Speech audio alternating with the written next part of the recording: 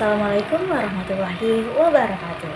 Halo teman-teman, perkenalkan nih kami dari kelompok 9 yang akan membahas standar audit Dewan Pengawas Syariah. Yuk teman-teman tonton terus videonya. Nah teman-teman, tahu nggak sih apa itu Dewan Pengawas Syariah? Nah, jadi Dewan Pengawas Syariah adalah lembaga independen yang berperan mengawasi kesesuaian kegiatan bank agar sesuai dengan prinsip-prinsip syariah. Nah, DPS ini wajib ada dalam setiap lembaga keuangan syariah berdasarkan Undang-Undang Nomor 21 Tahun 2008. Dewan Pengawas Syariah menjadi perpanjangan tangan dari DSN MUI di tingkat lembaga keuangan yang memastikan bahwa fatwa DSN diterapkan dengan benar. Nah, selanjutnya di sini kita akan membahas peran DPS dalam bank syariah. Jadi, apa sih peran DPS dalam bank syariah? Jadi, peran DPS dalam bank syariah yang pertama yaitu memberi nasihat dan saran kepada direksi dan unit usaha syariah tentang aspek syariah. Yang kedua, menjadi mediator antara lembaga keuangan syariah dan DSN MUI terutama dalam pengusulan produk baru. Yang ketiga, yaitu melakukan pengawasan berkala dan melaporkannya ke DSN dan Bank Indonesia. Yang keempat, yaitu memberikan rekomendasi atas pengembangan produk serta memastikan akad baru sesuai dengan prinsip syariah.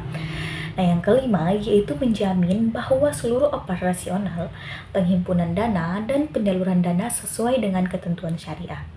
Selanjutnya, di sini akan membahas mengenai audit syariah. Jadi, audit syariah adalah proses pemeriksaan aktivitas dan laporan keuangan dengan mempertimbangkan hukum Islam. Auditor syariah tidak hanya menilai aspek akuntansi, tetapi juga moral dan sosial. Tahapan dalam audit syariah yaitu yang pertama, perencanaan. Dalam perencanaan ini mencakup rencana audit dan ruang lingkup. Yang kedua yaitu pelaksanaan. Dalam pelaksanaan ini mencakup pengumpulan data dan observasi. Yang ketiga pengawasan dan yang keempat yaitu pelaporan hasil audit. Tujuan akhir dari audit syariah ini adalah memastikan perusahaan beroperasi sesuai syariat dan memberikan nilai tambah pada tata kelola lembaga. Selanjutnya yaitu urgensi audit bank syariah. Jadi, mengapa sih audit syariah itu penting? Nah, jadi audit bank syariah itu penting karena audit bank syariah ini menjamin kepatuhan terhadap fatwa DSN MUI.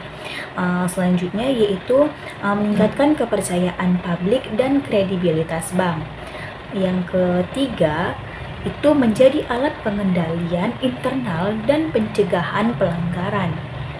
Yang keempat, yaitu audit bank syariah mendukung transparansi, akuntabilitas, dan tata kelola yang baik atau biasa disebut dengan GCG. Baik, di sini saya akan melanjutkan materi dari kelompok kami, yaitu kelompok 9 tentang standar audit Dewan Pengawas Syariah terhadap bank syariah. Selanjutnya yaitu regulasi audit syariah. Yang pertama yaitu DSN MUI. DSN MUI mengeluarkan fatwa syariah sebagai acuan produk dan transaksi ataupun prinsip. Yang kedua yaitu OJK, Otoritas Jasa Keuangan. OJK mengawasi penerapan prinsip syariah sebagai lembaga keuangan. Dan yang ketiga yaitu AAOIFI. Mereka menetapkan standar akuntansi dan audit syariah berskala internasional. Dan yang terakhir yaitu IFSB. IFSB memberi pedoman tentang tata kelola dan manajemen risiko. Kedua lembaga tersebut, kedua lembaga internasional tadi, AAOIFI dan IFSB, membantu mengharmonisasikan praktik audit, meski perbedaan regulasi lokal masih menjadi tantangan terbesar. Selanjutnya yaitu karakteristik audit DPS. Audit DPS menitik beratkan pada kepatuhan penuh terhadap syariah ataupun syariah compliance. Bukan hanya laporan keuangan, karakteristiknya berdasarkan prinsip keadilan, transparansi, dan akuntabilitas. Audit bersifat holistik dan berkesinambungan, dimulai dari perencanaan produk hingga pelaksanaannya.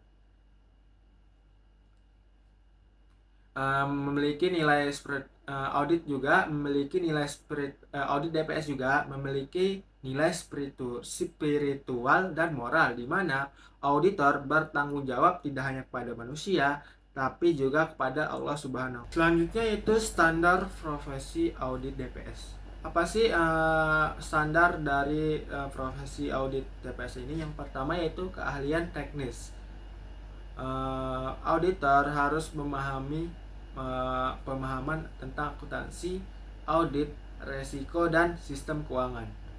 Yang kedua yaitu pemahaman syariah, menguasai fikih muamalah, akad, dan etika bisnis Islam. Selain itu juga auditor wajib menjaga independensi, objektivitas, dan integritas, tidak terpengaruh oleh kepentingan manajemen. Laporan audit juga menjadi tanggung jawab profesional sekaligus moral. Selanjutnya itu standar prosedur audit DPS. Yang pertama, perencanaan audit. Mereka harus menentukan ruang lingkup dan risiko kepatuhan, menentukan objek dan area risiko. Yang kedua yaitu pengumpulan bukti melalui dokumen, wawancara, dan observasi transaksi. Yang ketiga yaitu evaluasi dan analisis. Mereka menilai kesesuaian produk dengan fatwa DSN MUI dan AOIFI. Selanjutnya yaitu diskusi temuan, mengklarifikasikan dengan pihak manajemen. Yang kedua yaitu pelaporan, mengobservasi, mewawancara, dan penelaahan dokumen akad. Dan yang terakhir yaitu tindak lanjut. Mereka memastikan rekomendasi dilaksanakan. Baik, saya Agung Ananta akan melanjutkan penjelasan tentang standar laporan audit DPS. Jadi, laporan audit syariah berisi opini kepatuhan syariah, temuan audit dan analisis, rekomendasi perbaikan, dan rencana tindak lanjut. Laporan disampaikan kepada direksi, OJK, dan DSN MUI secara berkala, biasanya setiap semester atau tahunan. Opini audit ini berfungsi sebagai indikator transparansi, integritas, dan kredibilitas bank syariah. Selanjutnya, implementasi audit DPS di Bank Syariah Indonesia. Audit DPS di BSI dilakukan berdasarkan standar AOIFI dengan fokus utama pada kepatuhan syariah. Setiap akad dan transaksi di DPS BSI berperan sebagai auditor internal dan independen, melakukan pengawasan berkala dan pelaporan publik, menilai setiap produk pembiayaan agar bebas dari unsur haram. Selanjutnya, kendala dalam penerapan audit syariah. Yang pertama, keterbatasan SDM. Auditor syariah masih sedikit dan kurang tersertifikasi. Yang kedua, independensi DPS, potensi konflik karena DPS berada dalam struktur internal bank. Yang ketiga, perbedaan standar antara OJK, DSN MUI, AAOIFI, dan IFSB. Yang keempat, kompleksitas produk keuangan syariah seperti suku dan akad hybrid yang sulit diaudit. Dan yang kelima, kurangnya metodologi audit syariah yang terstandarisasi di tingkat nasional. Selanjutnya, peran DPS dalam meningkatkan GCG. DPS berperan memperkuat GCG dengan menjamin transparansi dan akuntabilitas, mengawasi agar keputusan manajemen tidak melanggar prinsip syariah, memberi opini syariah tahunan sebagai bukti kepatuhan, menjadi penghubung antara regulator dan bank, serta menanamkan etika dan nilai Islam dalam budaya organisasi. PBI menegaskan DPS wajib melaksanakan tugas sesuai prinsip GCG, termasuk pengawasan produk, fatwa, dan laporan kepada otoritas. Baik, kesimpulan dari materi ini, DPS atau Dewan Pengawas Syariah berperan penting dalam memastikan setiap kegiatan bank syariah sesuai syariat Islam. Audit syariah mencakup aspek keuangan, operasional, dan etika. Walau penerapannya masih menghadapi hambatan seperti keterbatasan SDM dan perbedaan regulasi, DPS tetap menjadi pilar utama dalam menjaga integritas, transparansi, dan kepercayaan publik terhadap industri perbankan syariah.